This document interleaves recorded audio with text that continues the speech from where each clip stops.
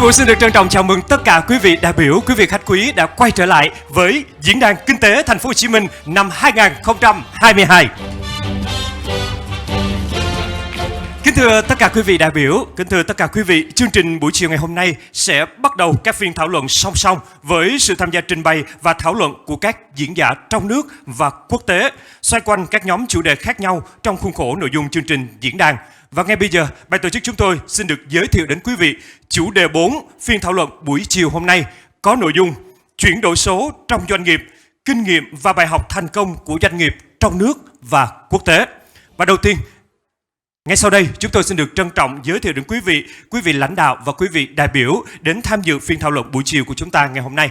Đầu tiên, về phía lãnh đạo thành phố, chúng tôi xin được trân trọng giới thiệu bà Phan Thị Thắng, Ủy viên Ban Thường vụ Thành ủy, Phó Chủ tịch Ủy ban Nhân dân thành phố Hồ Chí Minh.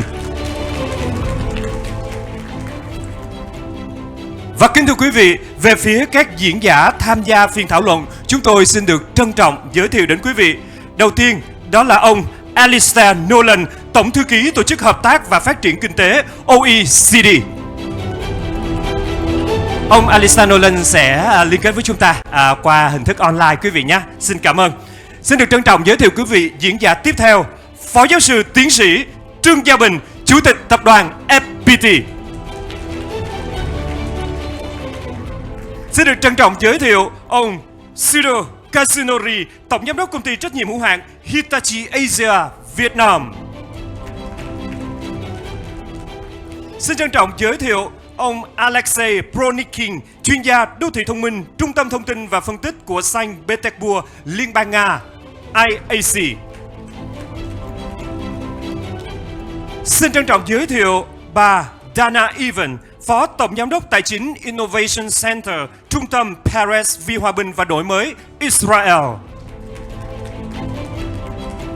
Xin trân trọng giới thiệu ông Tú Dương, Phó Chủ tịch Thường trực Ban điều hành Mạng lưới Sáng tạo Đổi mới Việt Nam tại châu Âu, VNEU, cũng sẽ liên kết với chúng ta qua hình thức trực tuyến. Xin trân trọng giới thiệu ông Lê Phúc Mỹ, Phó Chủ tịch Industry Solution Hitachi Vantara, Việt Nam. Và xin được trân trọng giới thiệu ông Trần Hải Linh, CEO Sando. Vâng, chúng ta có thể nhận thấy là có rất nhiều những diễn giả rất là uy tín và có tầm cỡ sẽ đến với phiên thảo luận buổi chiều của chúng ta ngày hôm nay. Và ngay bây giờ, không để quý vị chờ đợi lâu hơn nữa, Thiên Vũ xin mời bộ phận kỹ thuật của chúng ta sẽ bắt đầu kết nối với ông Alistair Nolan, Tổng thư ký Tổ chức Hợp tác và Phát triển Kinh tế OECD sẽ bắt đầu phần trình bày đầu tiên. Xin trân trọng kính mời.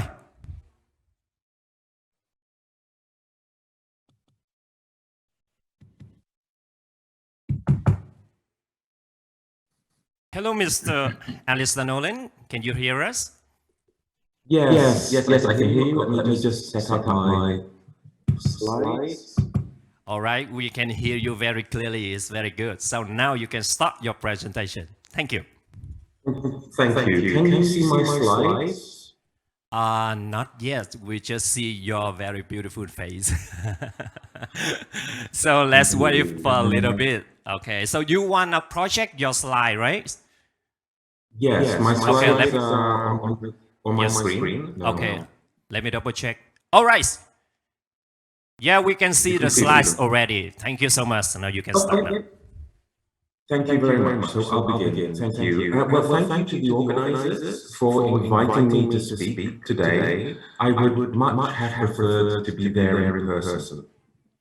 I have 10 minutes to tell you something about what is at stake in the transition to smart manufacturing.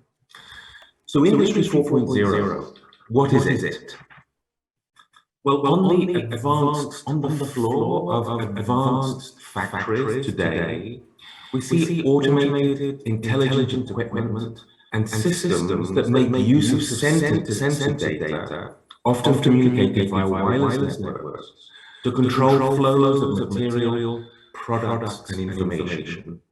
And relative to previous generations of technology, where we had digital systems operating individual machines, what's distinctive today is that all of the machines can be linked together in a single digital thread.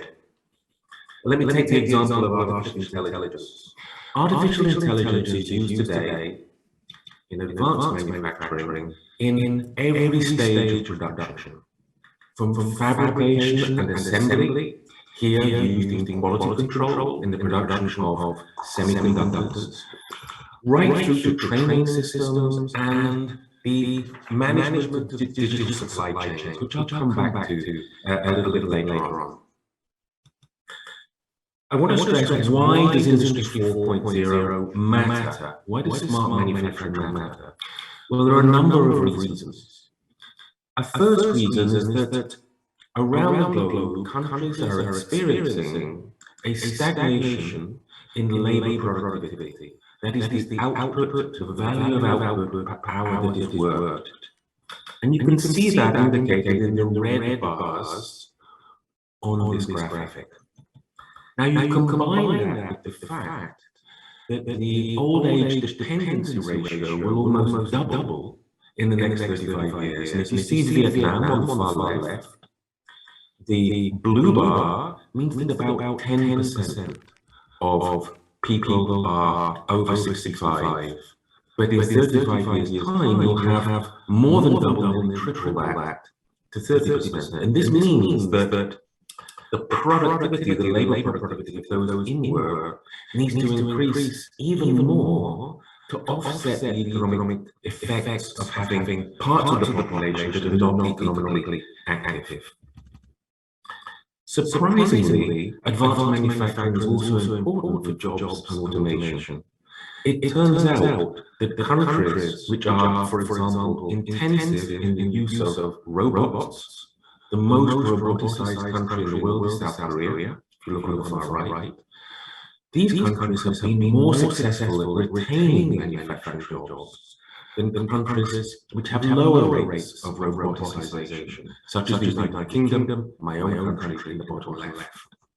Industry 4.0 also matters for global firm location.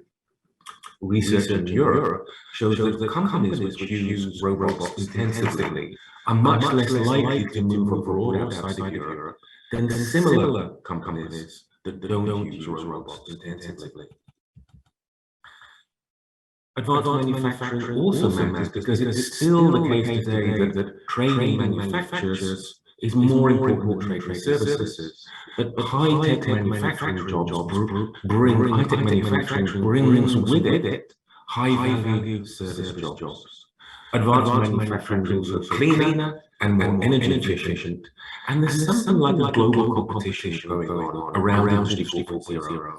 So over 30 countries now have national Industry 4.0 strategies. Let's say something about what smart manufacturing requires in terms of policy. The first has to do with the need to accelerate the diffusion of these technologies, the spread or adoption of these technologies.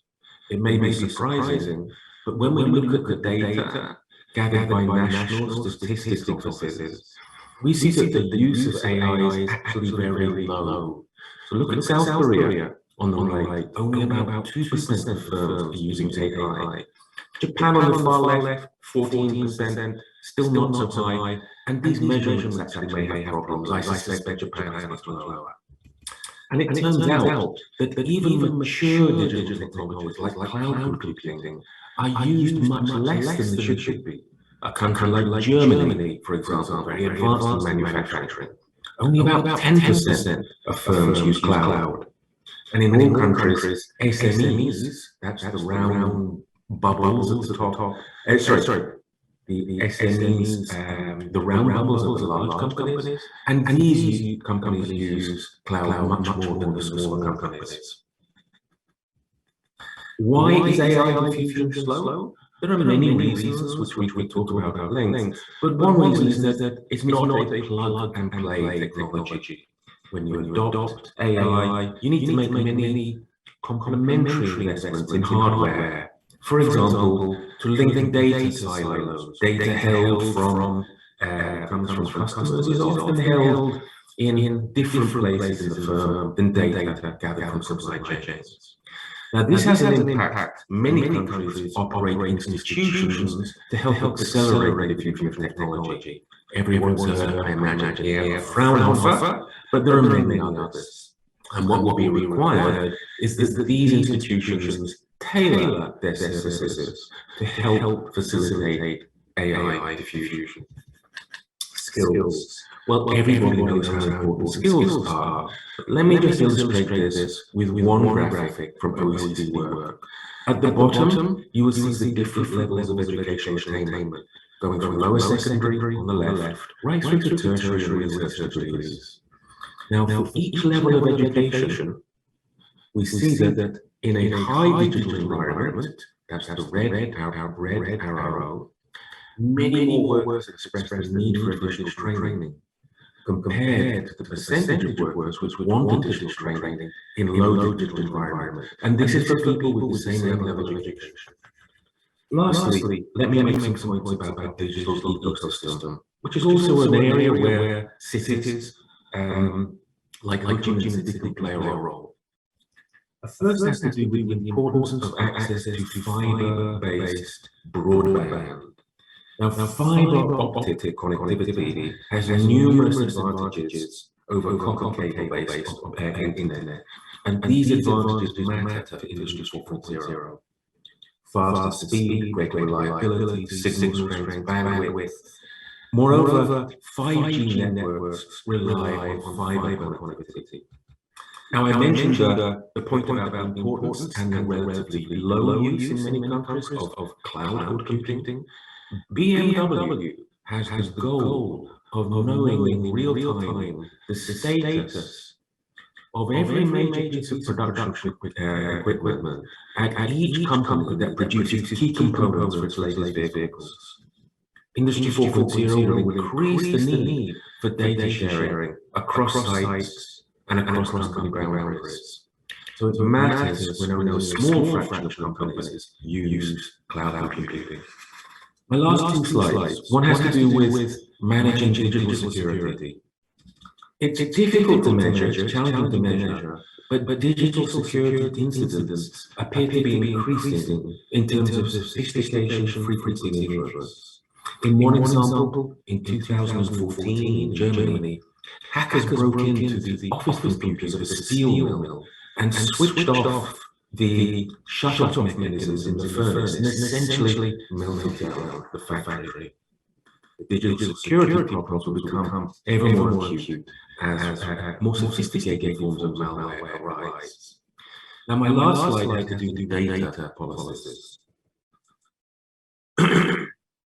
People are often surprised to learn that manufacturing actually generates more data than any other part of the economy.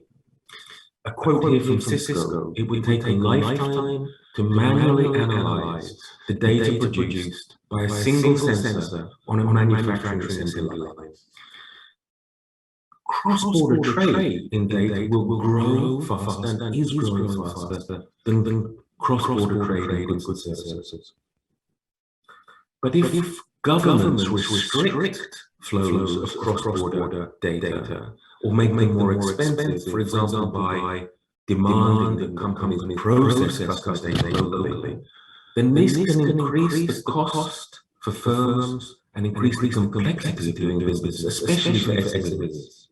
And research is beginning to show that restricting cross-border data flows can lead to lost trade and lost investment opportunities, higher costs of cloud computing, and other IT services, and ultimately in lower economic productivity and GDP growth, which is the entire reason, as I said at the beginning, why these new technology manufacturing are essential.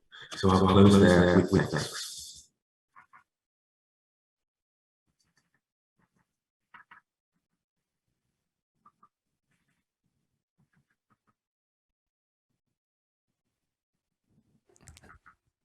Thank you so much, Mr. Alistair Nolan, for your very useful information.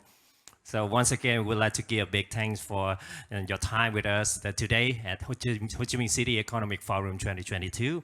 Thank you so much. Vâng, kính thưa quý vị, như vậy là chúng ta đã vừa được lắng nghe phần trình bày đầu tiên đến từ ông Alistair Nolan, Tổng thư ký Tổ chức Hợp tác và Phát triển Kinh tế OECD. Và ngay bây giờ, cho phần trình bày tiếp theo, cho phép chúng tôi xin được trân trọng kính mời Phó Giáo sư Tiến sĩ Trương Gia Bình, Chủ tịch Tập đoàn FPT sẽ trình bày phát biểu tham luận cho chủ đề chiều ngày hôm nay. Xin trân trọng kính mời ông ạ.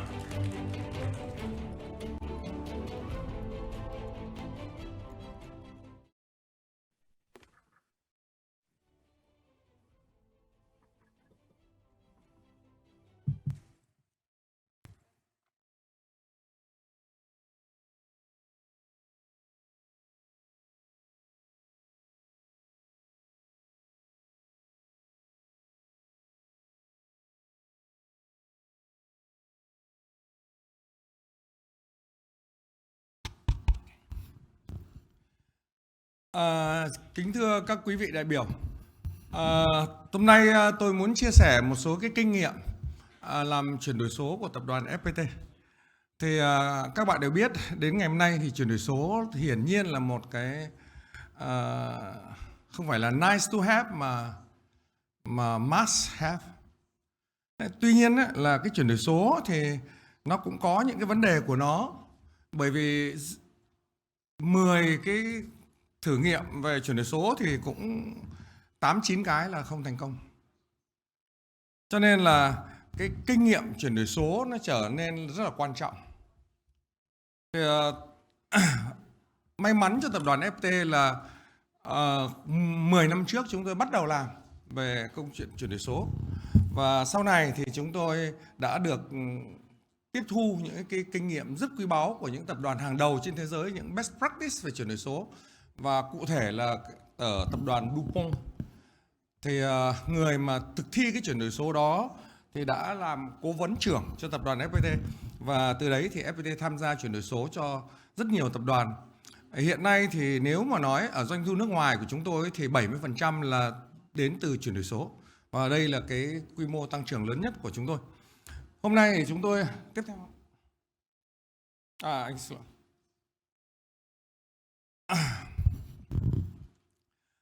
Với kinh nghiệm chuyển đổi số như vậy, chúng tôi bắt đầu tích hợp lại thành một cái phương pháp luận mà chúng tôi gọi là FPT Digital Kaizen. Đấy là một phương pháp luận để mà giúp chúng ta chuyển đổi số. Thì cái chuyển đổi số đối với chúng tôi là chúng tôi hiểu là 3 cái chuyển đổi đồng thời. Chuyển đổi đầu tiên là chuyển đổi con người, chuyển đổi thứ hai là chuyển đổi phương thức và kinh doanh, và cái chuyển đổi thứ ba là chuyển đổi về công nghệ. Thì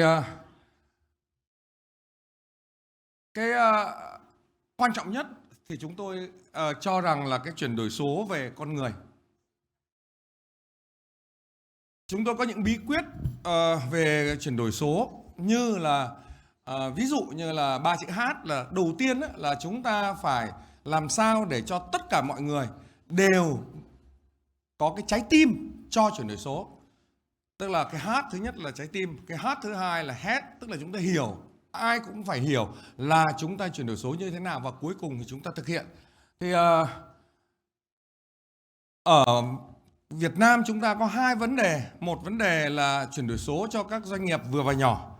Thì cách thức của chúng tôi đối với doanh nghiệp vừa và nhỏ thì chúng tôi sử dụng phương pháp của Base.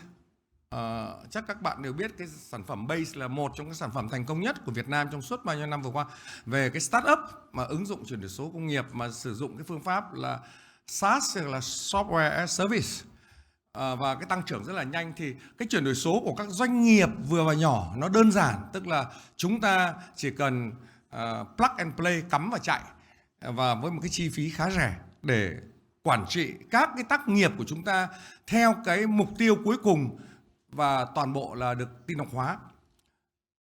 Ngoài ra thì chúng tôi chuyển đổi số có một số vấn đề. Thứ nhất, một biểu hiện của chuyển đổi số là chúng tôi sẽ làm là paperless, tức là phải loại trừ được giấy tờ. Giấy tờ mà không họp thì dễ, giấy tờ mà quy trình nội bộ cũng dễ, nhưng mà còn giấy tờ của tất cả các cái mối liên quan kinh doanh thì chúng tôi cũng đã đưa được những cái phương pháp như vậy. Và thời gian thì là có thể tiết kiệm 90% chi phí có thể giảm đi 60% và lợi nhuận thu ra là 30%. Thì đấy là những cái cách thức mà chúng tôi làm. Đầu tiên là paperless, sau đó là touchless, tức là rất nhiều cái việc mà không chạm. Trong thời gian Covid thì chúng tôi đã tập hợp những cái sản phẩm của mình và đặt tên là Ecovax, tức là chúng ta vẫn duy trì được cái kinh doanh trong bất kỳ hoàn cảnh nào. Quan trọng nữa trong chuyển đổi số thực ra là nó cũng khá đơn giản, hiểu theo nghĩa là nếu mà chúng ta có dữ liệu thì câu hỏi rằng là có thể dùng dữ liệu đó để tăng doanh số như thế nào, và câu thứ hai là chúng ta có thể giảm bớt chi phí vận hành doanh nghiệp như thế nào để tăng lợi nhuận. Nhưng mà đấy là những cái phương pháp luận chung và chúng tôi thường chỉ gọi là quick wins, tức là khi mà chúng tôi đến một cái doanh nghiệp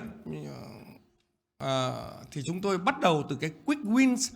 Quick wins tức là những cái cách mà có thể triển khai ngay lập tức và đem lại hiệu quả ngay lập tức và chỉ kéo dài trong vòng 3 tháng. Thì những cái quick win ấy nó thể hiện trong những cái con bot, nó gọi là RPA, tự động hóa các quá trình. Thì ví dụ như ở trong FPT thì chúng tôi dùng khoảng 300 con bot để thay người. Còn ngân hàng TPBank thì là chúng tôi dùng khoảng 200 con bot. Và cái con bot là đấy là những cái quick wins mà chúng tôi hay làm. Nhưng mà nếu mà đi vào các cái ngành chuyên sâu thì tôi lấy đầu tiên là cái ngành bất động sản. Cái ngành bất động sản ấy nó có cái vấn đề, tức là cái ở công trường á, các dữ liệu từ công trường là rất là khó lấy. Thường người công nhân người ta không đưa cái dữ liệu đó, và thiếu cái dữ liệu đó thì chúng ta không thể kết nối được với các hệ ERP. Cho nên là chúng tôi đã phát triển một giải pháp toàn vẹn cho ngành bất động sản. Thì cái hiệu quả kinh tế thì nó khổng lồ, không thể tưởng tượng được. Vì trong bất động sản ấy, cái thời gian mà chạy thủ tục là lâu nhất và chúng ta không quản lý được quá trình đó. Cái thứ hai đó là những cái tập đoàn bất động sản lớn có thể có hàng nghìn đối tác xây dựng, và trong quá trình đối tác xây dựng có thể xảy ra các cái thay đổi về thiết kế. Thì tất cả những cái chuyện đó nó ảnh hưởng đến rất là tốn kém và ký kết hợp đồng rất là phức tạp. Thì chúng tôi quan trọng nhất, chúng tôi đã xây dựng bằng sản phẩm của chúng tôi để cùng với SAP đưa ra một cái giải pháp trọn vẹn quản lý các cái chương trình đề án. Khi mà được giấy phép, chúng tôi đã lên được hiệu quả của đề án kinh tế. Khi mà khởi công chúng tôi lại tính lại lần nữa. Khi mà bắt đầu ký hợp đồng chúng tôi tính lại. Xây được móng xong lại tính lại. Tức là máy nó sẽ tự tính, và nếu mà thay đổi thiết kế thì máy nó cũng tự động tính. Và trong cái thư viện của chúng tôi có hàng vạn các chi tiết xây dựng và được cập nhật về giá cả để có thể lên nhanh chóng những cái thay đổi quản trị. Ngoài ra chúng tôi cũng quản trị về bán hàng, ngoài ra chúng tôi cũng quản trị về nhân sự, ngoài ra chúng tôi quản trị, và riêng trong lĩnh vực bất động sản thì chúng tôi đã làm ở cái cấp BIM, tức là thiết kế 3 chiều. Gần đây đôi khi công ty bất động sản lại cũng xây dựng, thì gần đây quá trình xây dựng là cũng là một cái quá trình mà quản trị rất phức tạp. Rất nhiều vật liệu, rất nhiều thời điểm, rất nhiều người tham dự, rất nhiều máy móc. Thì toàn bộ cái dữ liệu đó cũng là một vấn đề rất lớn. Thì dưới góc độ người xây dựng cũng là một đề án. Thì chúng tôi đang triển khai một cái sản phẩm với công ty công. Và nếu mà nói về SAP phần về tài chính thì chúng tôi triển khai trong 3 tháng. Ngoài ra cái giải pháp về bán lẻ. Cái bài toán bán lẻ nó sẽ động đến rất nhiều bài toán. Trước hết là động đến người mua hàng, sau đó là động đến kho bãi, vận chuyển, và rất nhiều bài toán liên quan trong ngành bán lẻ. Thì thực ra chúng tôi cũng có những công ty bán lẻ của mình, và chúng tôi cũng làm cho nhiều công ty bán lẻ, kể cả các cái tập đoàn ở nước ngoài. Phần tiếp theo tôi muốn nhấn mạnh về phần sản xuất. Thì các bạn đều biết là nhà sản xuất thì ERP hiển nhiên là người ta rất là cần rồi. Nhưng mà cái phần làm sao để sản xuất hiệu quả nhất là vấn đề lớn.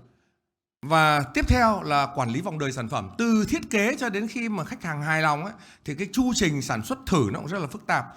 thì nó có 3 cái sản phẩm đấy thì FPT vẫn cơ bản là dùng cái sản phẩm của SAP, vì sản phẩm SAP nó đầy đủ các khía cạnh để quản trị rất là tốt, rất là cao. Và tôi có thể nói ngày hôm nay khi mà tôi đi chu du thiên hạ thì cái SAP có thể nói rằng là đấy là một chuẩn mực ngày hôm nay và rất phù hợp với chuyển đổi số. Nhưng cái phần mà MES đang là vấn đề lớn.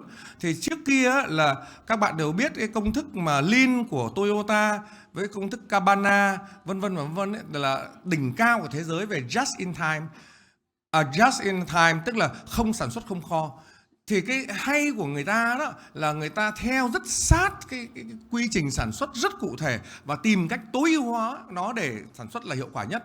Tuy nhiên khi mà chuyển đổi số thì chúng ta có đầy đủ số và chúng ta có thể quản trị cái quy trình vật lý, tức là nhân công, nguyên liệu.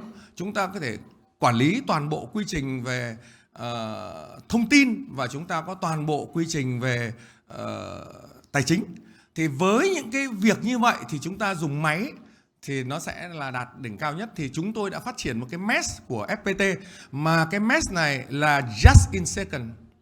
Chúng tôi đã xây dựng cái nhà máy hiện đại nhất. Cá nhân tôi đã thuyết phục một cái ông Schaeffler là chủ của hãng Schaeffler và cũng đồng thời chủ một phần của BMW, là ông ta xây dựng cái nhà máy ở Việt Nam. Chúng tôi nói là ở Việt Nam chúng tôi có cán bộ đủ để làm cho nhà máy ông hiện đại nhất. Và chúng tôi đã làm được. Thì cái nhà máy đó là sản xuất theo nguyên tắc MES, IoT, AI và low code. Và hiện nay thì MES, cái nhà máy Schaeffler đã quyết định là triển khai trên toàn bộ các nhà máy khác.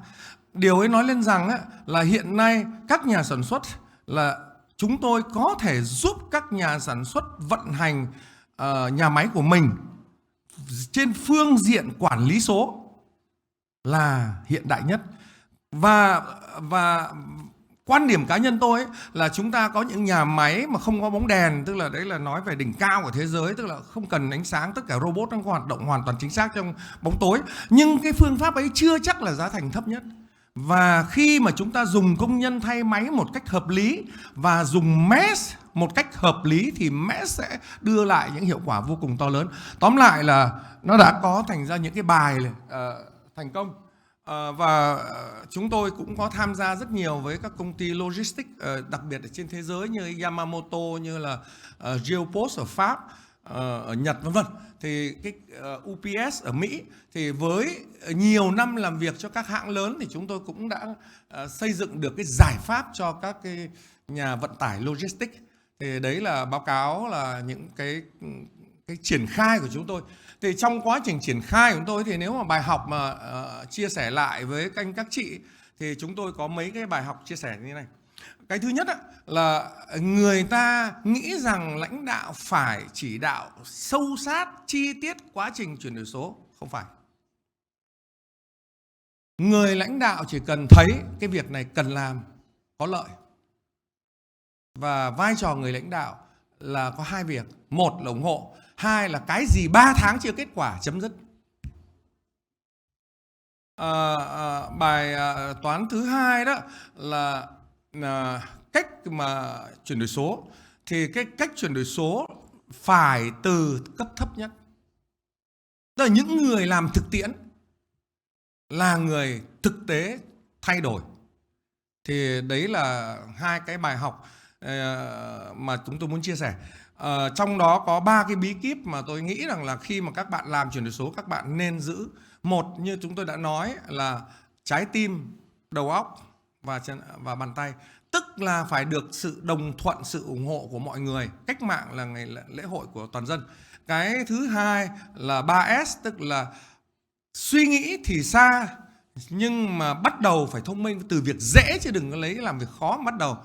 Và khi mà làm thành công rồi thì cái chữ S cuối cùng là scale. Và cái bí quyết nữa không thể bỏ qua được là 3C. Thực ra chuyển đổi số là chuyển đổi con người, cho nên việc chia sẻ của mọi người với nhau là quan trọng. Và cái chia sẻ đó là nó có chữ nhất là community, thứ hai là communication và cuối cùng là content. Thì 3 cái bí quyết đấy là 3 cái bí kíp để chúng ta triển khai thành công số. Xin cảm ơn sự quan tâm của các vị.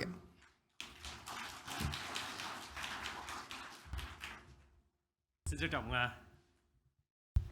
Xin trân trọng cảm ơn Phó giáo sư tiến sĩ Trương Gia Bình, Chủ tịch của tập đoàn FPT đã đến đây và cho chúng ta những cái thông tin phải nói là hết sức là hữu ích về quá trình chuyển đổi số. Ông mình có chia sẻ đến sự hợp tác với Base thì Thiên Vũ cũng là rất là may mắn cũng được dẫn dắt trong cái buổi mà FPT kết hợp với Base, và chúng tôi thấy đó là một cái sự kết hợp rất là tuyệt vời, tạo một cái điều kiện rất tốt, đặc biệt là cho các doanh nghiệp vừa và nhỏ tại thành phố Hồ Chí Minh cũng như là tại Việt Nam của chúng ta, đúng không quý vị? Một lần nữa xin được cảm ơn ông Trương Gia Bình rất là nhiều. Và tiếp theo chương trình, cho phép chúng tôi xin được trân trọng kính mời phần phát biểu tham luận tiếp theo. Chúng tôi xin được trân trọng giới thiệu và kính mời ông Sudo Kazunori, Tổng Giám đốc Công ty Trách nhiệm hữu hạn Hitachi Asia Việt Nam sẽ trình bày phát biểu tham luận của mình. Xin trân trọng kính mời ông.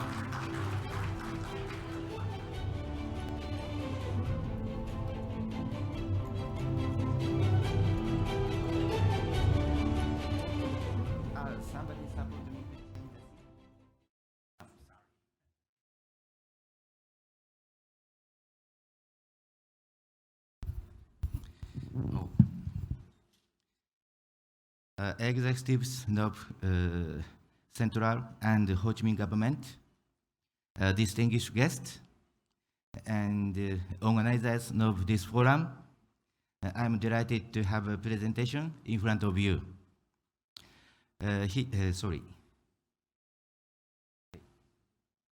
Hitachi started in 1910.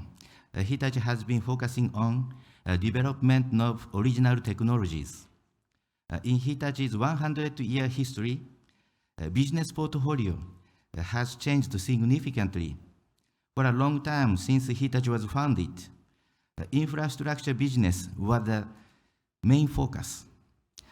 And after that, the focus was on semiconductors and LCDs.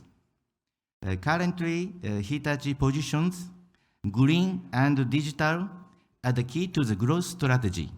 And I think Hitachi's advantage point is we can integrate infrastructure technology and digital technologies.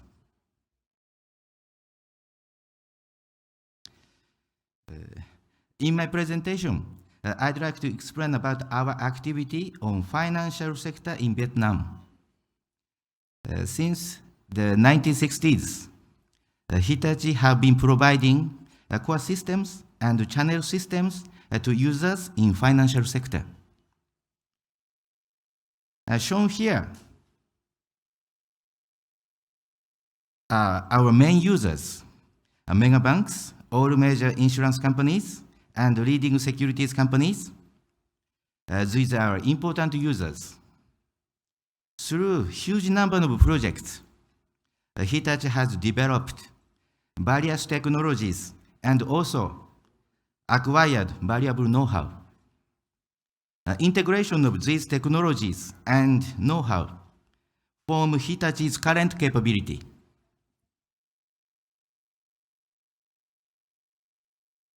In this sheet, I will explain 3 cases in Vietnam and 1 new service we want to launch soon. A detail of each item is explained later. First one is e-money. This service was developed under Vietnam Post. Our e-money does not need a bank account, unlike the e-wallet that is common in Vietnam.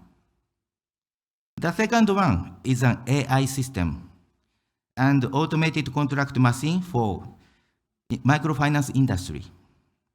The third one is health management system by AI. This service is provided by Bauviet Insurance. This sheet shows the concept of our e-money service. This is a good example of improving the workflow of business by partial use of e-money technology. This system is used for pension payments by Vietnam Post. So far, pension itself is paid in cash, but by utilizing partial function of e-money, Vietnam Post improved their workflow dynamically. And of course, it is ready to be paid by e-money. As you all know, e-money is expected to have a large market in Vietnam too. As I mentioned earlier, our advantage of e-money service is it doesn't need bank account. Therefore, it can be used by everyone, including children.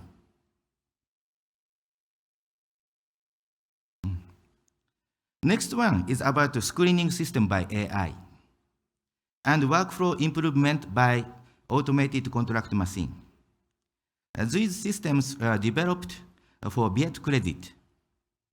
Hitachi is applying for a patent for this technology.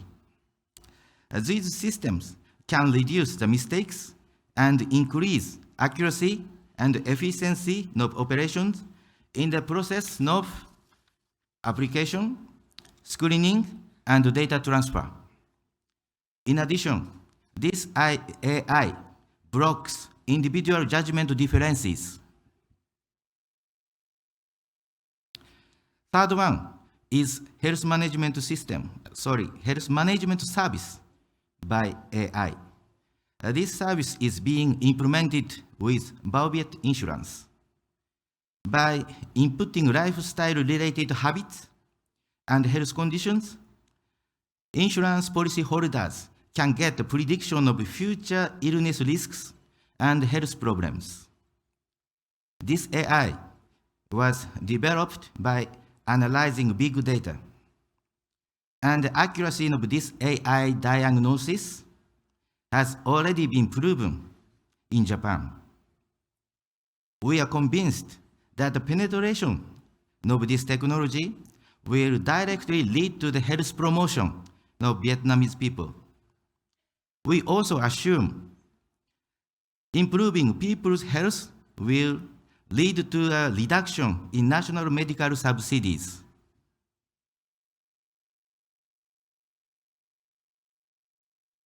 This sheet shows a little different from the three cases explained so far. Introduced here is the service which provides IT and digital infrastructure itself. Minimizing investment in IT infrastructure, building IT infrastructure in a short period of time, and investment concentration of capital in target business. This service can realize these three themes at the same time. For realizing DX, a big capital is needed. Hitachi will help companies promoting DX to reduce their investment in digital infrastructure. In this part, I'll explain about our strategy in the overseas financial field. We are focusing on creating joint business with users. Borderlessness of business is accelerating. To maintain the health of business, our users are required to consider a global strategy. This trend seems to be the same, similar to the way manufacturing industry is building supply chain network around the world. I think our users need to create a new value chain with cross-industry collaboration, as well as the expansion and sophistication of financial services. We want to support these activities of users as a partner. In order to acquire the ability as a partner, Hitachi is actively conducting M&A. This is the final sheet. The final sheet summarizes what we want to do in the Vietnamese market. This overlaps with what I've explained so far. Infiltrating e-money, accelerating the development of AI can be used on a daily basis in business and social life. Creating a highly convenient community by our technologies can be widely used in and for administrative services, providing digital infrastructure as a service. Through these processes, we want to help innovation companies to promote DX in Vietnam. And the next business area we want to enter is the authentication field. The development of authentication technology is indispensable for the spread of DX. Therefore, we should develop outstanding technologies in this field. Since founding, Hitachi has a company policy: harmony, sincerity, pioneer spirit. Hitachi has cherished these three conceptions. Here in Vietnam, we always keep these in our hearts and pursue to improve the quality of life of Vietnamese people. That concludes my presentation. Thank you for your attention. Xin cảm ơn.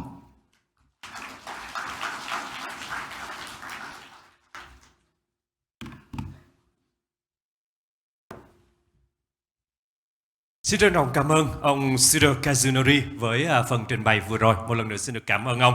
Và kính thưa quý vị, trước khi chúng ta bắt đầu với các phần trình bày tiếp theo, chúng tôi xin phép được lưu ý một chút. Do buổi chiều ngày hôm nay thời gian của chúng ta có hạn và chúng ta cũng có khá nhiều các bài trình bày tham luận cũng như là các phiên tọa đàm của chúng ta. Vì vậy các diễn giả chúng ta lưu ý là mỗi phần trình bày tham luận của chúng ta sẽ giới hạn trong vòng tối đa là 10 phút quý vị nhé. Xin chân thành cảm ơn quý vị rất nhiều.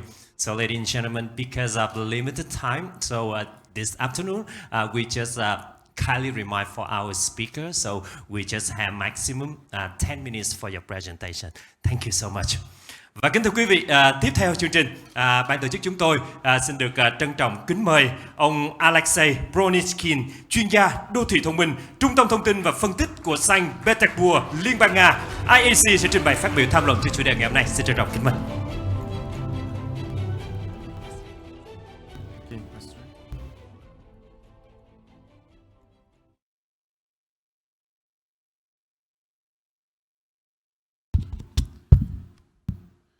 Hello everyone, ladies and gentlemen.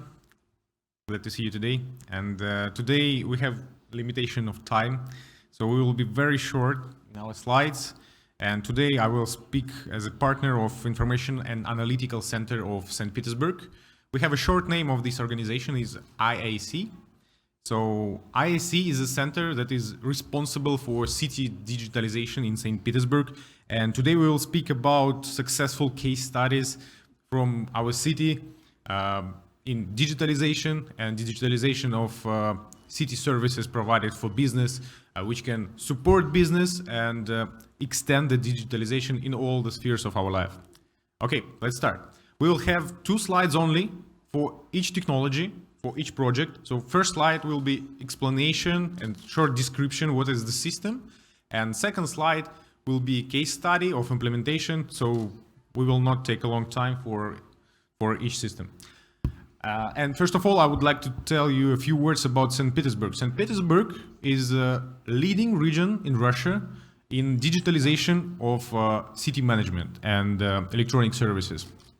And this is the example. It is Regional Situational Center, one of the first systems implemented in the city, which allows St. Petersburg to take such top rating positions. What is the main features of Regional Situational Center? You can see that it is monitoring of different spheres of life. There are almost all spheres of life collected and sent data to the center. So there are education, there are healthcare, transportation, all the services of city which are provided for business and citizens. So all this information collected and sent to center to being analyzed and then to provide assessment of implementation of different state programs and decrees of government. So every head of the region has its own KPI as well as his team, of course, and they need to check and every moment of time where they are in their plan. So this is exactly the solution which allow the team of head of the region to make a monitoring as an assessment of implementation of all KPIs.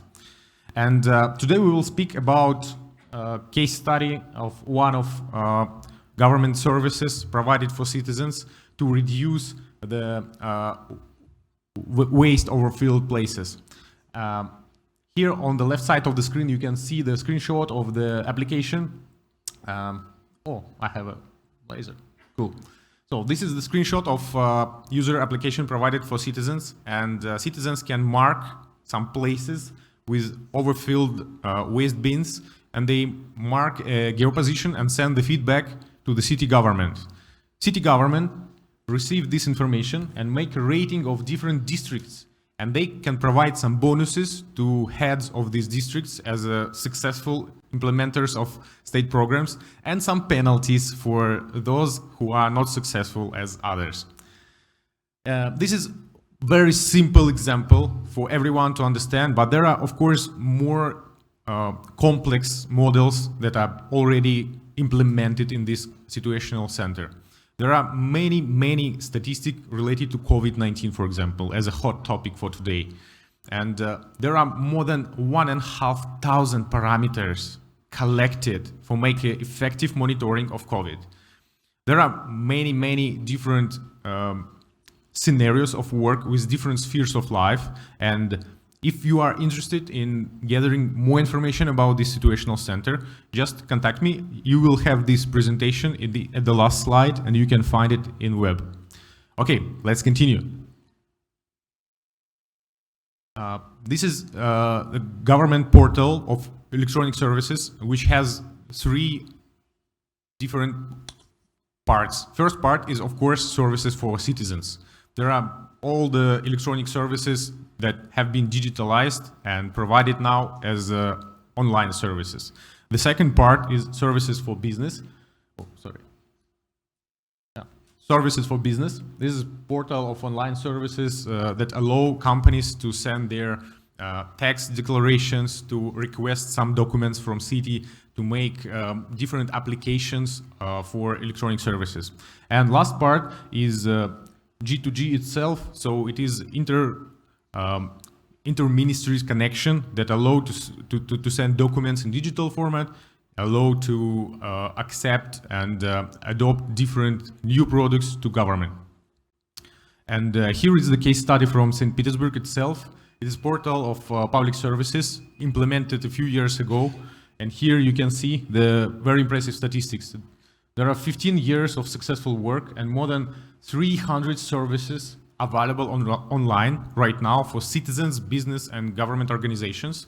And there are 87 services in these 300 that are paid. So government and city already receive money for all these services online. So it means without any paper, without any visit of offices, etc.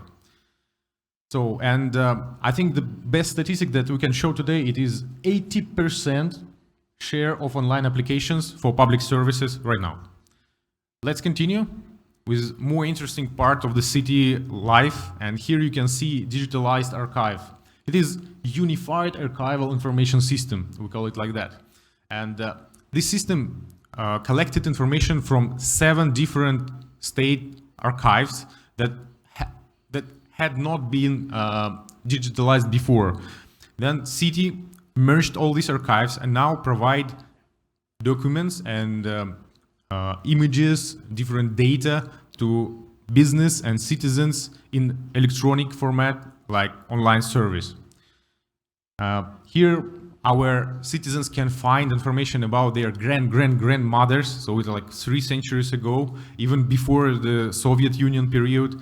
Of course, from Soviet Union period, information about all the wars, all the different newborns every year, year by year. So all this information is available, and now this digital archive successfully works with different social media, successfully works with social networks. And there are many government actions in the city which allow citizens to fill information about their grandmothers, fathers, send it to archive, then archive collect all information, all pictures of those time, and make some photo books for citizens, and they are really happy because sometimes there are very rare images, very rare information about family that they couldn't find without this service. And here you can see some real statistic of the implementation. We reduced time of reply to citizen application from 100 days to 12 days only, and time to get copies now reduced only to 4 days. And to be honest, to get copy from archive, I mean hard copy of documents if you need, of course, you can do it immediately. But there are so many companies and citizens who want to get these hard copies. So there is a line, and that's why there are limitation of 4 days. There are 100,000 users and 50 million documents already uploaded to the system, and day by day we upload more and more new documents and new images. Let's continue. Now we go to industry. Industry means we need to implement some IoT sensors. We need to be very focused on implementation of different measurement system, access control systems. And our idea was to move from problematic model. Problematic model means the conflicts of different systems that cannot work together because different vendors provide different APIs and they cannot, they cannot integrate the systems easily.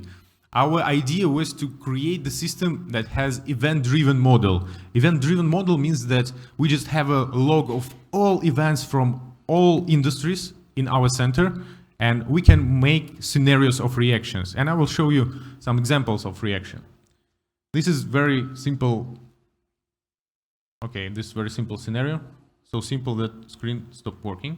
And this scenario is a reaction to recognition of car plate number. For example, if it is car plate number recognition at the parking, you can make automated parking opening and closing. And this is like very simple, so one action only. But there are many other scenarios that are more complicated, which require integration between face recognition algorithm, access control system, and door opening system. So you can combine it online, you can make different scenarios, and we make training for our staff who work in such monitoring centers, so they can do it easily in real time, create new scenarios, make new uploads to the system, and provide automation in real time to the city. And here you can see the list of different video analytics systems that are already implemented in the city and successfully work for years. We will speed up because we have just 1 or 2 minutes only. And one of last systems is Geo-Intellectual Platform. It is the system that collects all the data about citizens. Of course, it is not personal data. It's just statistical information. We call it open data of the city. And this system, this platform, allows to merge data from city, from mobile operators, from search engines in the internet, and then place it to the map. And here in the map, you can see different heat maps that allow us to understand areas of different categories of citizens. We can find some places of traffic jam. We speak not only transportation, but also we speak about the density of people in shopping malls, in trade centers, etc. And very short example of implementation, not only in St. Petersburg, but in our friendly city, Tashkent. It is in Uzbekistan. So this is the project name is Digital Tashkent. And you can see the big monitoring center. Actually, it is a center for strategic planning. Using this center, government provide a very special service for business. When business come to government and ask where we can open our new office to be the most successful grocery store, for example, business provide information about distribution of different groceries in the city, and they provide the best options for locating new grocery, for locating new different kind of business, and finding correlation not only between number of people in the area, but also about other competitors in this area, about more than 100 different variables for each scenario. I think that is the bright example how city can provide really meaningful information for business and help business in real time, in real life, Not just saying we support you, you just invest in your new company. They provide helpful information so business can understand where and how open new branches, new offices, and make their business more effective. Next system, I think we have very short time, 1 minute, thank you. This is mobility as a service concept implemented in a city transportation platform, sorry. This platform allows us to digitalize all the logistic services of the city. You can see on the right side of the screen list of different services, different areas of transportation that are covered in the platform. First of all, it is of course last mile management, because it is the area where we can provide the biggest optimization. There are a huge number of different deliveries which we can easily optimize if we make a log of all deliveries, all shippings, and then just calculate the optimal route. For example, for every courier, we just optimize road so he can deliver 20 or 30% more shippings every day, and of course it saves a lot of money and time for us. And then we go directly to the example of implementation. It is also implemented not only in St. Petersburg but also in another region, in Irkutsk. It is a smaller city than St. Petersburg, but still we have great results here. You can see we reduced the number of calls from drivers to dispatcher more than 2 times. We optimize the time of drivers and dispatchers at the same time, and the more important, that we increase machine utilization. It means vehicle utilization from 23% only to 80%. And this is the example of real optimization when government save a lot of money, save a lot of new places for new stuff, etc. And the last 2 slides I would spend for our partners, just example of effective work of city administration with social networks. This is VK. Some of you may know that it is Russian, like we call it national social network. It is private business, but it widely works with different initiatives of government, not for monitoring, but for helping people. And VK invented their own special system of VK apps. It is mini apps inside the social network. So with the support of city government, every business can create the small application just in a few days. Then if you have a pizza store, you can have this application inside social network. You can have filters and promotions focused and targeted to your and exactly your audience. So this is the mechanism how city and VK provide very valuable support to business also. And there are also some interesting facts about the work of the system. You can see on the right side of the screen the implementation of cloud-based speech recognition technology that allow people who have problems with visibility to use this space recognition and allow them to speak to business and speak to other people. Okay, I think that's all for today, and thank you very much for your time and for your attention. Thank you.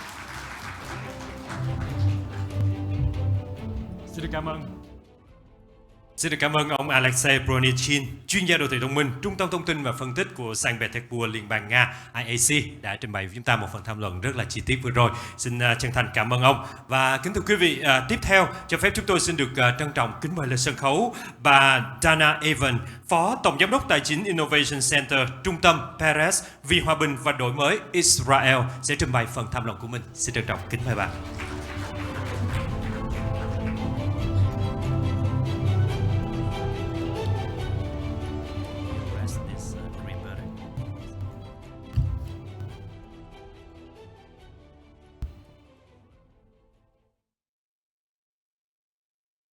Okay, Peter, first of all, I was really excited about the story of the St. Petersburg archive, public archive. It's really interesting. Less the tickets, car tickets, according to panel recognition, so thank you.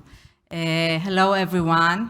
I'm really excited to be here and thankful for the chance to tell the story of the Perez Center, which is an Israeli non-for-profit organization. The Paris Center for Peace and Innovation was founded 25 years ago by the late ninth president of Israel and Nobel Prize winner, Shimon Peres.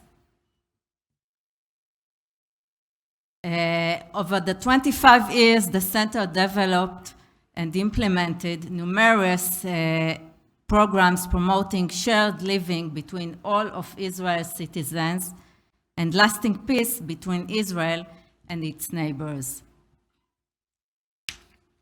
On August 2014, the day after Shimon Peres finished his presidency, he joined us at our beautiful location next to Jaffa Beach.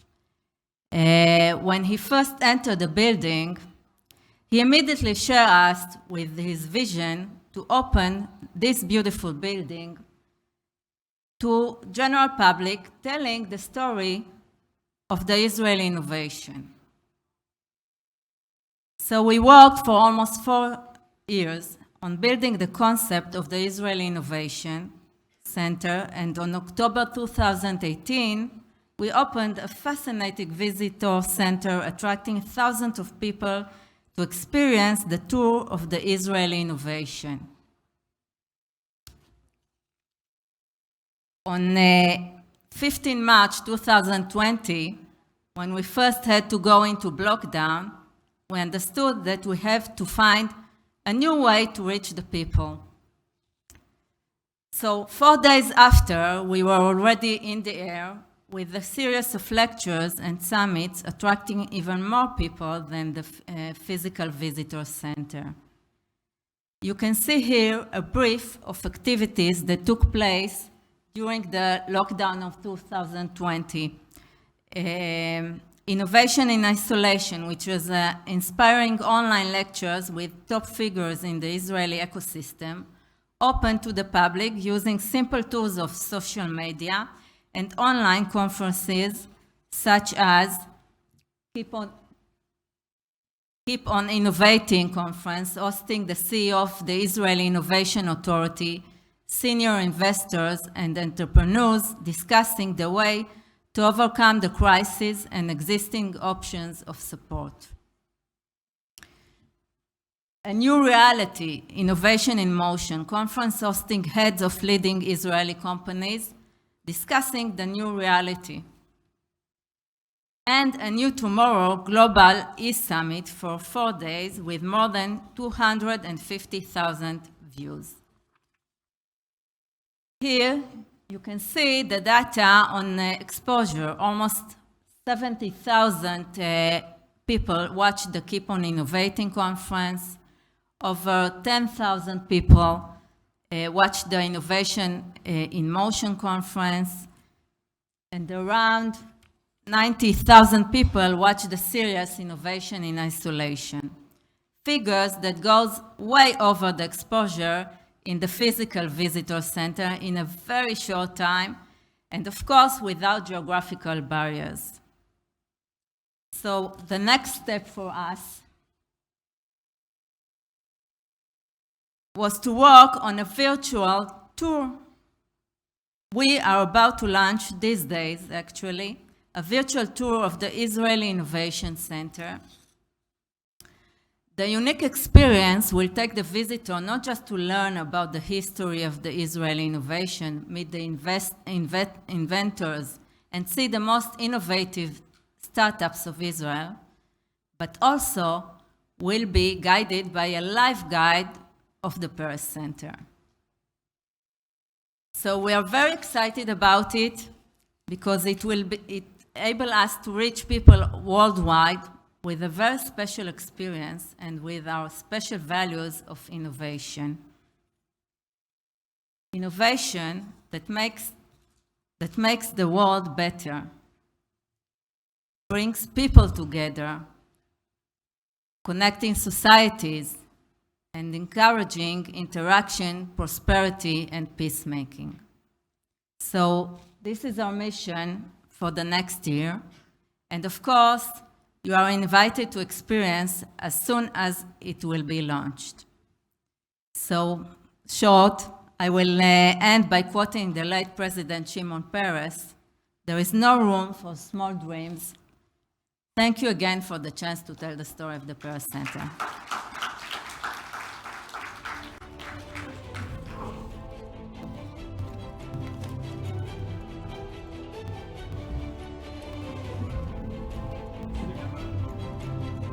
Xin được cảm ơn bà Dana Evan với phần trình bày vừa rồi.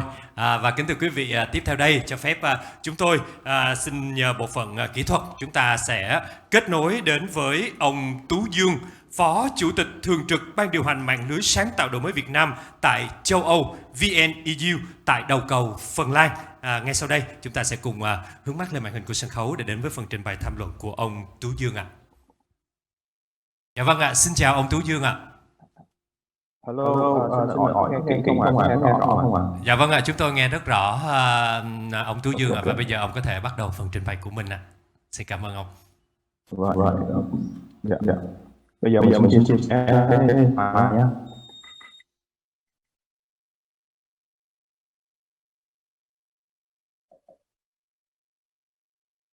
Dạ không biết là ông Tú Dương có phần slide presentation của mình không ạ?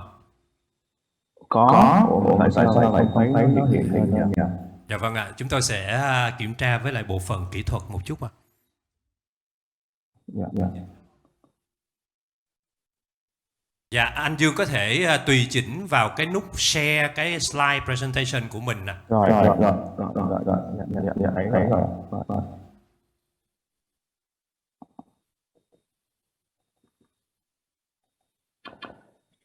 Kính thưa các vị lãnh đạo của thành phố Hồ Chí Minh và kính thưa các vị lãnh đạo sở ban ngành, các khách mời, các đại biểu cũng như các diễn giả đang hiện hữu ở tại diễn đàn trên số hôm nay với chủ đề là động lực tăng trưởng phát triển thành phố Hồ Chí Minh trong tương lai. Tôi là thạc sĩ Dương Ngọc Tú đến từ mạng lưới sáng tạo Việt Nam tại châu Âu, viết tắt là video, là một phần đội mạng lưới sáng tạo của INC Việt Nam được bảo trợ bởi Bộ Kế hoạch và Đầu tư.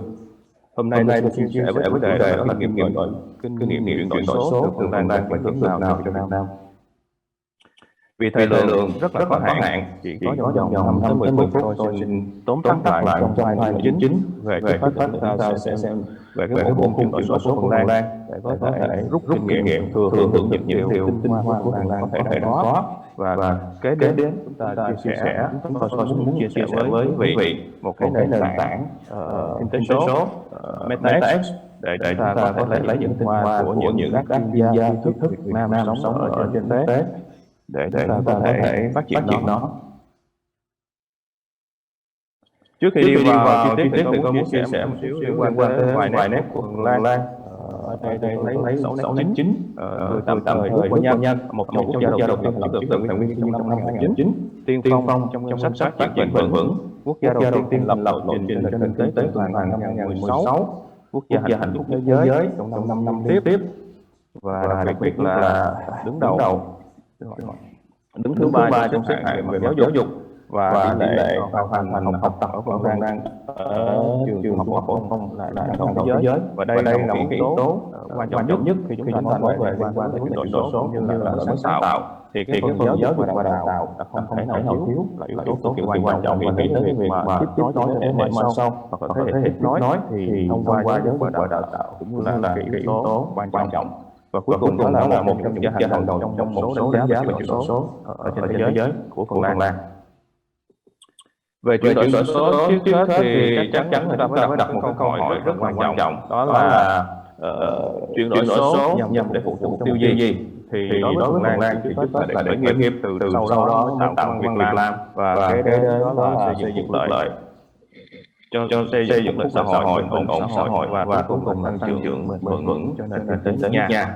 Sau khi chúng ta giải quyết bài toán xong thì chúng ta cần phải bước ra sân chơi của quốc tế để có thể cung cấp giải pháp của mình nhằm để có thể giải quyết các thách thức lớn của thế giới, ví dụ như liên quan đến môi trường hoặc là liên quan tới biến đổi khí hậu và cái bài toán liên quan tới mục tiêu phát triển bền vững của Liên Hợp Quốc. Bộ khung chuyển đổi số của Phần Lan bao gồm 3 phần chính. Phần 1 đó là kinh tế nền tảng để tập trung số hóa những các ngành công nghiệp, lĩnh vực công nghiệp mũi nhọn để có thể đóng gói. Trước hết là phát triển và đóng gói và xuất khẩu. Việc thứ hai đó là chuyển đổi số một cách bền vững. Thì chúng ta có nhìn cần có cái nhìn toàn diện cũng như là tiếp cận có một cái tranh toàn diện cũng như là cách tiếp cận toàn diện và có cần có sự hỗ trợ tiền mặt về chuyển đổi số bền vững. Và cuối cùng đó là chúng ta giải quyết các thách thức lớn chung của thế giới để chiếm lấy cái vị thế cao nhất của thế giới về chuyển đổi số cũng như là về đổi mới sáng tạo của nền kinh tế nước nhà. Về nền kinh tế nền tảng thì Phần Lan đặt cái mục tiêu quan trọng nhất và là cơ sở quan trọng nhất đó là hành lang pháp lý, có nghĩa là cái phần này rất là quan trọng là phần của trách nhiệm của chính quyền địa phương như là chính phủ xây dựng hành lang pháp lý phù hợp, rồi có những chính sách ưu đãi vân vân, rồi để là có ngân sách cũng như là có cái khoản liên quan tới tài chính để phục vụ hỗ trợ cho cái việc mà phát triển chuyển đổi số. Rồi sau đó phải hướng tới cái việc năng lực, có nghĩa là cần phải có chiến lược dài hạn, có một kế hoạch dài hạn, trung hạn và ngắn hạn. Rồi cần phải thể hóa lại những chiến lược đó thực hiện như thế nào, thứ tự ưu tiên, trình tự ưu tiên như thế nào, và cuối cùng cần phải có công cụ. Thì ba yếu tố quan trọng đó là cần phải có kế hoạch hoàn chỉnh, cần phải có con người, cần phải có công cụ thì chúng ta mới có thể thực hiện được các công việc. Và cái công việc này cần phải thực hiện mang tính có hệ thống. Đó, nếu như không có hệ thống thì công việc sẽ không làm được hiệu quả. Và cuối cùng chúng ta phải đánh giá những công nghệ chưa được biết đến, chúng ta cần đánh giá nó, chúng ta đánh giá những công nghệ hiện đang nổi lên và những công nghệ đang thịnh hành để chúng ta biết được những gì đang xảy ra trên thế giới, chúng ta cần phát triển những gì, ai là đối thủ cạnh tranh, ai là chúng ta có thể hợp tác chung và thừa hưởng và phát triển để giải quyết bài toán chung của thị trường và nhu cầu thị trường.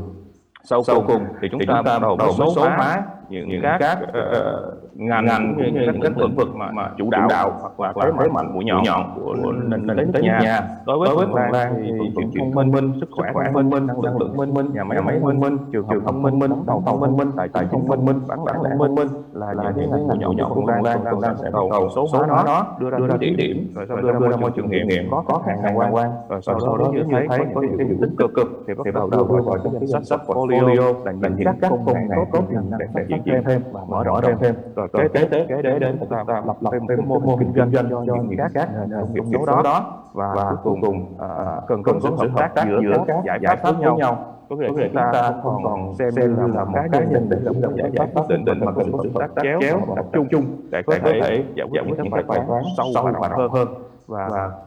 Và cuối cùng là nhìn cái tranh toàn diện để có thể giải quyết sâu rộng các bài toán khó khăn và thách thức của và những các nhu cầu thị trường.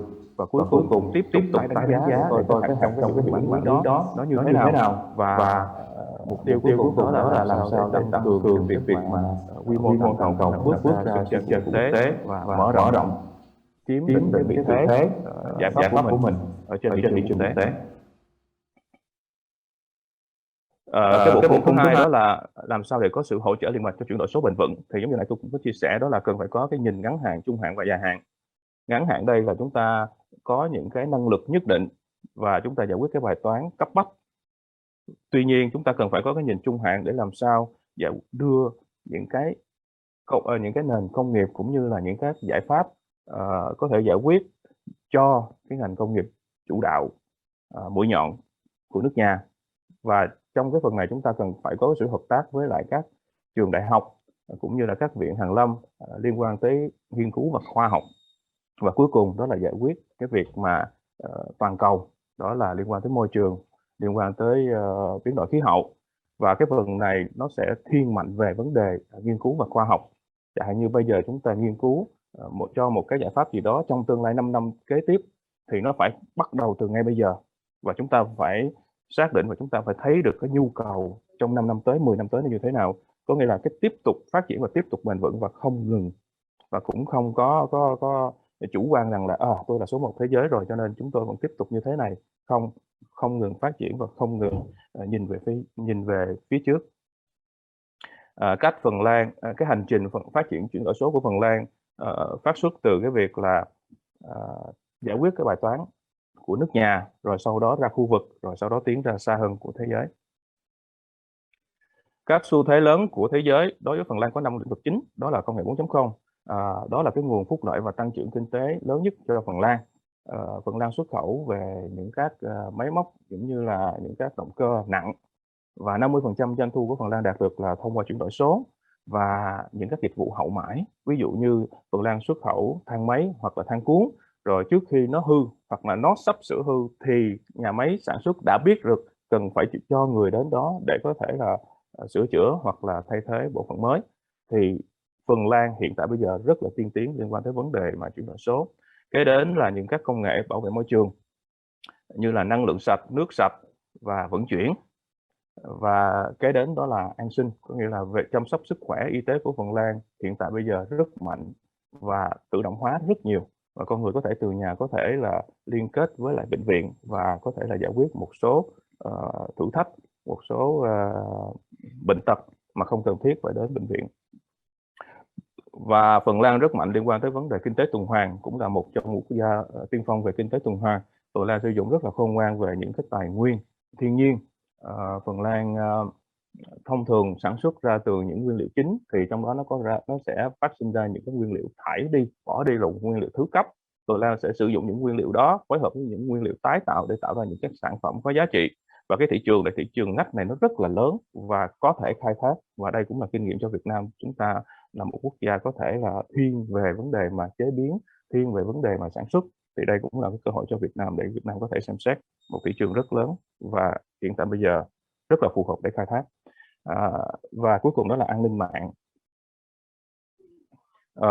là một phần rất là quan trọng, không phải là câu chuyện của một quốc gia nào hết, mà là câu chuyện luôn mang tính thời sự cho tất cả các quốc gia trên thế giới, để đảm bảo cái việc an toàn và an ninh cho con người, chính phủ, doanh nghiệp, và để đảm bảo kinh doanh liên tục không bị đứt gãy, cũng như khả năng chống lại tin tặc.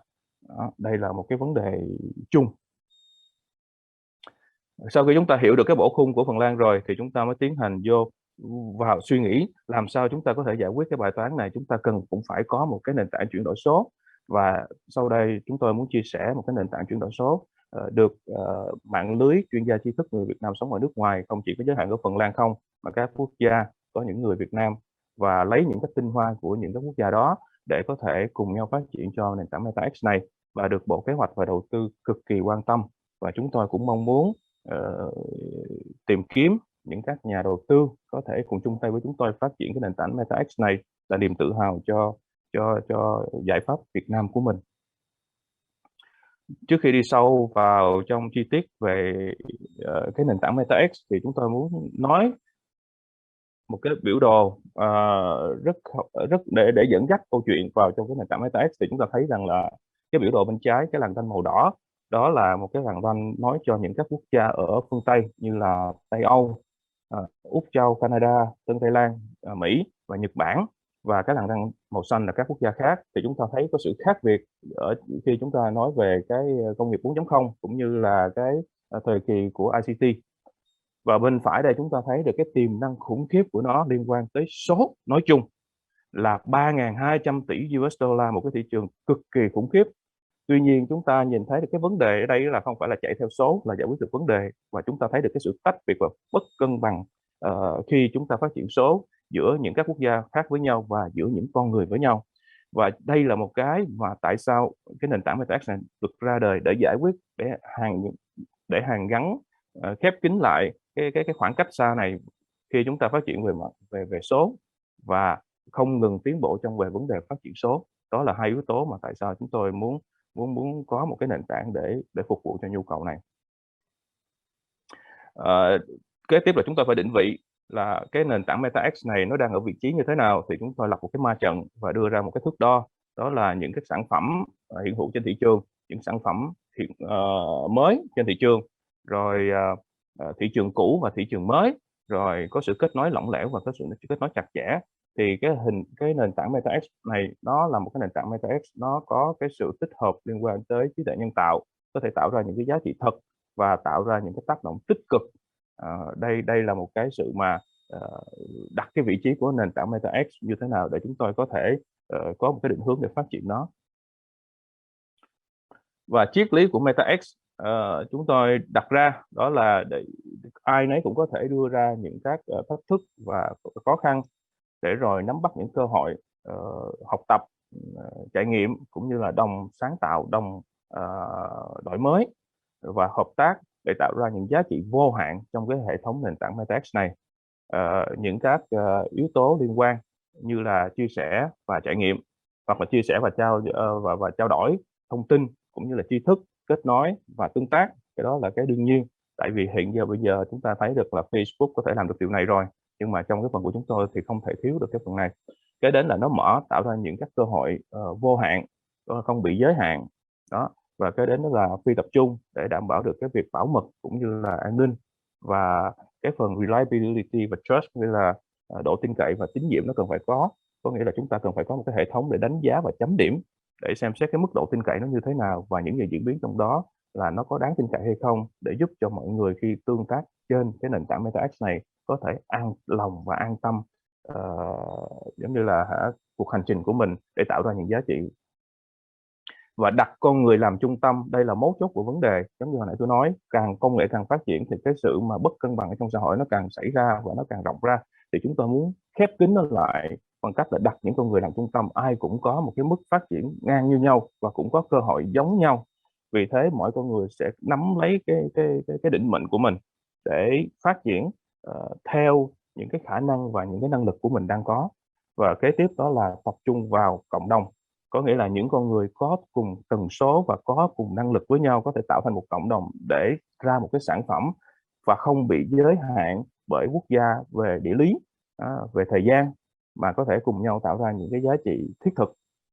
Và trong đó nó cũng có những các công cụ để có thể giúp thực hiện hóa những các kế hoạch cũng như là các dự án sản phẩm hoặc các dịch vụ để tung ra thị trường. Và cuối cùng, mục tiêu cuối cùng đó là tiến sâu và tiến xa ở thị trường thế giới, là cần phải có cái hệ thống, cái hệ sinh thái cùng đồng đổi mới sáng tạo và cùng hợp tác. Đó là cái mấu chốt mà hồi nãy tôi có chia sẻ, một trong những cái bộ khung của Phần Lan phát triển. Và cuối cùng chúng ta không quên về cái phần mà công nghệ là cần phải có, bởi vì không có công nghệ thì không thể giải quyết được bài toán mà chuyển đổi số. Thì nó phải có những cái tính năng như là giao thức nè và là chuỗi khối. Nó cần phải có phần cứng cũng như là các cơ sở hạ tầng của ICT, của IT, và cần có những các công cụ cũng như là có những cái tiêu chuẩn cũng như quy chuẩn, và cần phải có xác thực danh tính trong thời gian thật, rồi có những cái phương thức thanh toán và các hành lang pháp lý. Và hành lang pháp lý này rất quan trọng, nếu như không có hành lang pháp lý thì cũng rất là khó vận hành. Và hành lang pháp lý này nó sẽ phụ thuộc vào từng quốc gia một, và chúng ta phải tuân thủ theo những hành lang pháp lý đó. Và vì thế nó không giới hạn ở Việt Nam mà nó sẽ được mở rộng và nó sẽ mang tính quốc tế. Có nghĩa là MetaX có thể phát triển ở Việt Nam, có thể phát triển ở một quốc gia nào khác, nhưng mỗi cái framework cũng như là hành lang pháp lý để giống như là phục vụ cho tại cái quốc gia sở tại đó nó sẽ được tuân thủ. Vì thời gian có hạn, tôi muốn chia sẻ nhiều hơn, nhưng mà vì thời gian có hạn cho nên tôi cũng xin chia sẻ và kết thúc cái bài thuyết trình của tôi ở đây. Nếu như ai có sự quan tâm muốn liên hệ với tôi, xin hãy liên hệ với tôi thông qua tú.dương@vinel.edu và hãy tìm hiểu thêm và theo dõi những hoạt động của Vinel trên LinkedIn và Facebook. Xin chân thành cảm ơn.